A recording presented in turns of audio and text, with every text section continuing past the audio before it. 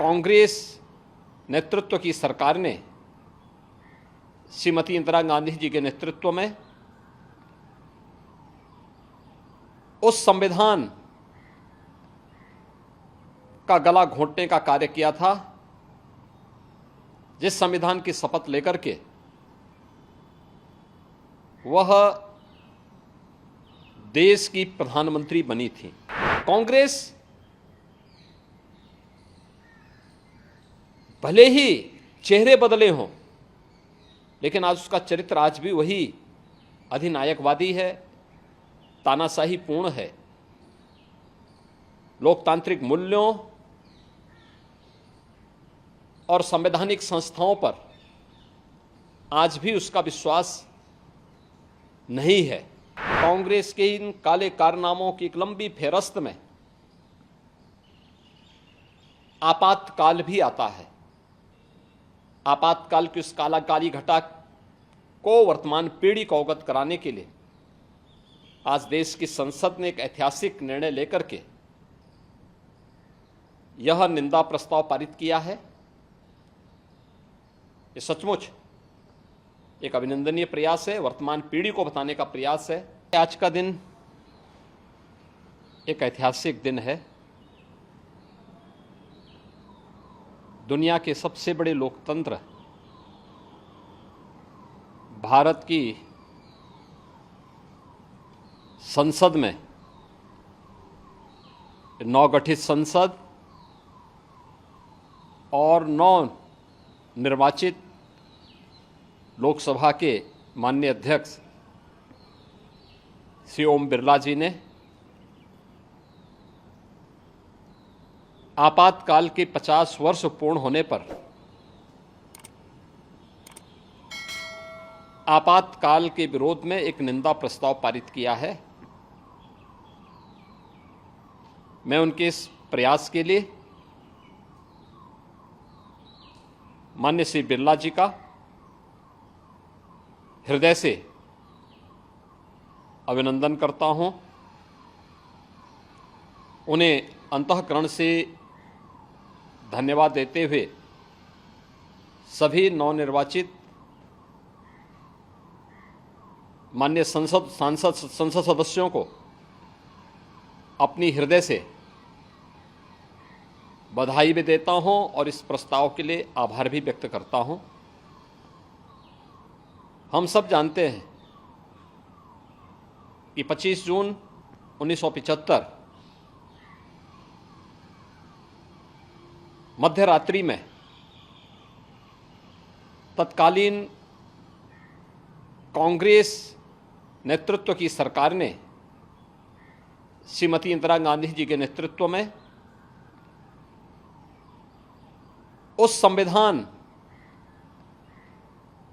का गला घोंटने का कार्य किया था जिस संविधान की शपथ लेकर के वह देश की प्रधानमंत्री बनी थी।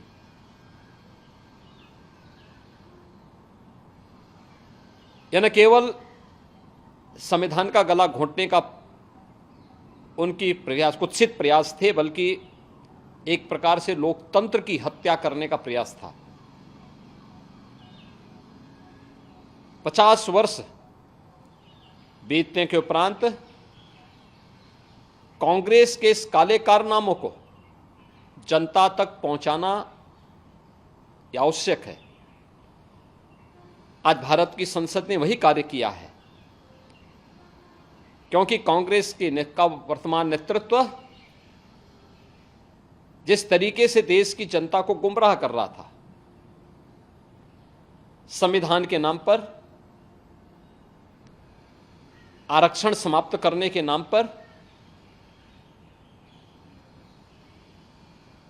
इसके लिए उनके काले कारनामों से देश की जनता को अवगत कराना अत्यंत आवश्यक है। और आज भारत की संसद ने वही ऐतिहासिक कार्य किया है। कांग्रेस भले ही चेहरे बदले हों, लेकिन आज उसका चरित्र आज भी वही अधिनायकवादी है, तानाशाही पूर्ण है। लोकतांत्रिक मूल्यों और संवैधानिक संस्थाओं पर आज भी उसका विश्वास नहीं है और इसीलिए भारत की हर संवैधानिक संस्था को कटघरे में खड़ा करना, भारत के बाहर जाकर के भारत के लोकतंत्र पर, भारत की चुनाव की प्रक्रिया पर प्रश्न खड़ा करना, इनकी फितरत बन चुकी है। कौन नहीं जानता है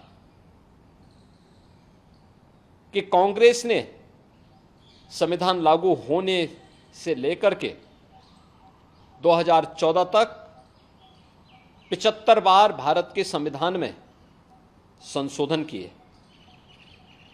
कौन नहीं जानता है कि अनुच्छेद 356 का दुरुपयोग करते हुए 90 बार कांग्रेस ने विभिन्न राज्यों की सरकारों को, लोकतांत्रिक तरीके से चुनी गई सरकारों को बर्खास्त करने का काम किया था।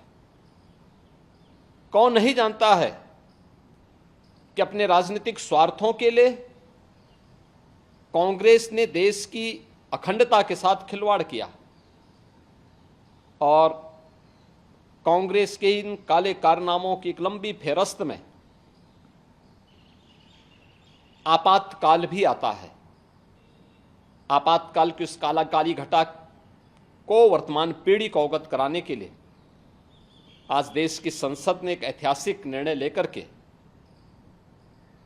यह निंदा प्रस्ताव पारित किया है। ये सचमुच एक अभिनंदनीय प्रयास है, वर्तमान पीढ़ी को बताने का प्रयास है। मैं नवगठित संसद और नवनिर्वाचित लोकसभा के माननीय अध्यक्ष श्री ओम बिरला जी का इस साहसिक कदम के लिए हृदय से अभिनंदन करता हूं। सभी नवनिर्वाचित माननीय संसद सदस्यों को हृदय से बधाई देता हूं और विश्वास व्यक्त करता हूं कि वर्तमान पीढ़ी को हमारी देश की संसद इसी प्रकार से इतिहास के अलग अलग कालखंड में देश के साथ किन लोगों ने किस प्रकार का व्यवहार किया है, इससे अवगत कराने का कार्य अगर भारत की संसद करेगी तो भारत की वर्तमान पीढ़ी न केवल उनके प्रति कृतज्ञ होगी बल्कि उनका मार्गदर्शन प्राप्त करते हुए एक नए भारत के निर्माण में अपना योगदान दे पाएगी।